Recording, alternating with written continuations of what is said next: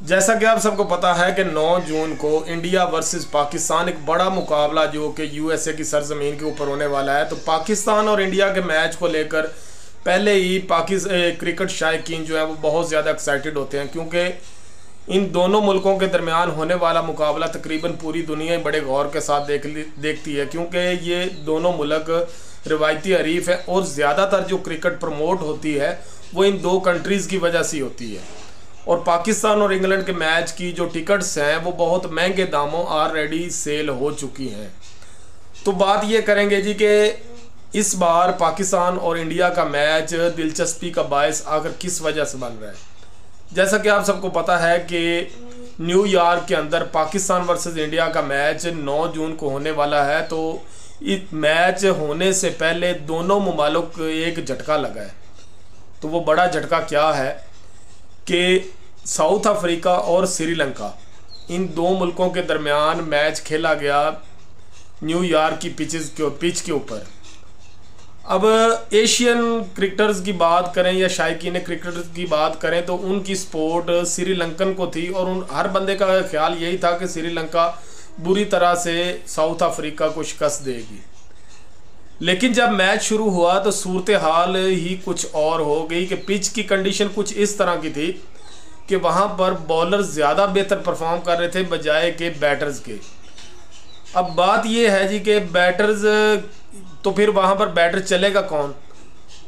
तो एक साबिक क्रिकेटर का कहना था कि वहाँ पर सिर्फ वही बैटर अच्छे तरीके से परफॉर्म कर सकेगा जो कि टेक्निकल बैटर है, ना कि कोई टुल्ला प्लेयर चल सकेगा या कोई जिसकी कोई लक काम कर रही हो। सिर्फ टेक्निकल प्लेयर जो ऐसा है बंदा है, जैसे कि बाबर आजम हो गए, बाबर आजम और विराट कोहली दो ऐसे प्लेयर हैं जो कि टेक्निकल प्लेयर्स हैं, टेक्निकल बैटर हैं। इन दोनों बंदों की जो परफॉर्मेंस है वो दोनों मुल्कों के लिए बहुत अच्छी परफॉर्मेंसेज हैं, बहुत अच्छे स्कोर रन्स किए हुए हैं।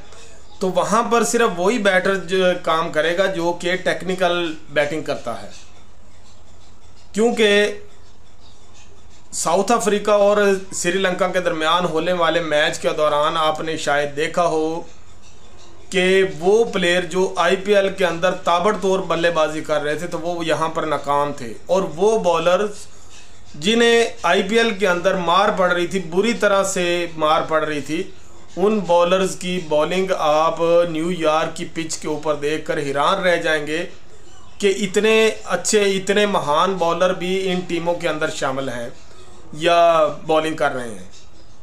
तो सबसे पहले हम बात करें, इसके बाद ही हम बात करने वाले हैं पाकिस्तान वर्सेस इंडिया के मैच की। तो इंडिया की बैटिंग तकरीबन ऑलरेडी, ये कोई नई बात नहीं है कि इंडिया की बैटिंग बहुत ज़्यादा मजबूत है और इंडिया को इस बात के ऊपर बहुत ज़्यादा गुमान भी है कि हमारी बैटिंग लाइन बहुत अच्छी है। लेकिन श्रीलंका और साउथ अफ्रीका के दरमियान होने वाले मैच के बाद इंडियन बैटर्स के लिए ये एक बहुत बड़ी परेशानी खड़ी हो चुकी है कि इंडिया की जो सबसे ज़्यादा डिपेंड है वो उनकी बैटिंग पर है।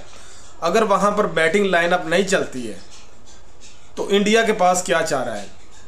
अब इंडिया वाले इस बात के ऊपर सर पकड़ कर बैठे हैं कि अगर पिचेस बैटर को सपोर्ट नहीं करती हैं तो इंडिया के पास मज़ीद ऑप्शन नहीं है। हालांकि यही बात पाकिस्तानियों के लिए भी फ़िक्र वाली है कि पाकिस्तानी बैटिंग तो ऑलरेडी बहुत ज़्यादा कमज़ोर है। एक दो बैटर्स हैं, अगर वो चल गए तो अच्छा परफॉर्म कर जाएंगे, वरना वहाँ पर परफॉर्म करना बहुत मुश्किल है।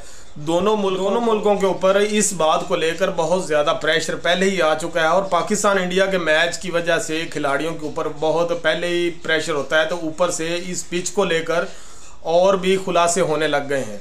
अब बात यह है कि सबसे पहले हम पाकिस्तानी बॉलिंग की बात कर लें तो पाकिस्तान के पास मोहम्मद आमिर हैं, नसीम शाह हैं, उसके बाद शहनशाह अफरीदी हैं। ये तीन ऐसे बॉलर हैं जिन्होंने इंडिया के खिलाफ ऑलरेडी बहुत अच्छी परफॉर्मेंसेस दी हुई है। 2017 की चैंपियन ट्रॉफी के अंदर मोहम्मद आमिर ने बड़ी ताबड़तोड़ बॉलिंग की थी, जिसके बाद पाकिस्तान की चैंपियन ट्रॉफी जीतने के अंदर मोहम्मद आमिर का एक बहुत बड़ा हाथ था। उसके बाद शहनशाह अफरीदी की बात कर लें तो शहनशाह अफरीदी की मौजूदा जो सूरत हाल है उसके मुताबिक शहनशाह अफरीदी पाकिस्तान की तरफ से बहुत ख़तरनाक बॉलर हैं, और मोहम्मद आमिर से ज़्यादा शहनशाह अफरीदी को पसंद किया जा रहा है, क्योंकि मोहम्मद आमिर 4 साल बाद उनकी इंटरनेशनल क्रिकेट में वापसी हुई है और मोहम्मद आमिर के अभी तक उस रिदम के अंदर नहीं आए। अल्लाह करे ये न्यूयॉर्क की पिचेस के ऊपर मोहम्मद आमर के वही रिदम वापस आए और अच्छे तरीके से बॉलिंग करें। लेकिन हालिया जो सूरत हाल है, मोहम्मद आमर की कोई ऐसी कारकर्दगी अभी क्रिकेट फ़ैन को नज़र नहीं आई है जिससे हम ये बात का अंदाज़ा लगा लें कि मोहम्मद आमर बहुत मजबूत बॉलर हैं।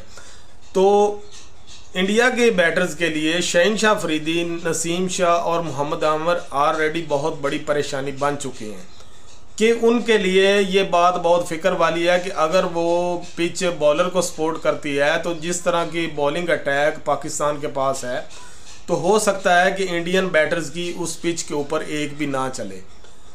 दूसरी तरफ बात करते हैं जी इंडियन बॉलिंग की, तो साबिक इंडियन क्रिकेटर्स का कहना है कि अगर पाकिस्तान नीचे पहले बैटिंग करता है तो इंडिया को पहले ओवर जो हैं वो बुमराह से करवाने चाहिए। बुमराह इंडिया अगर शुरुआती तौर पर बुमराह अच्छे तरीके से परफॉर्म कर जाते हैं, अच्छी बॉलिंग का एडवांटेज ले लेते हैं, तो हो सकता है कि ये इंडिया की हक में बहुत ज़्यादा बेहतर हो।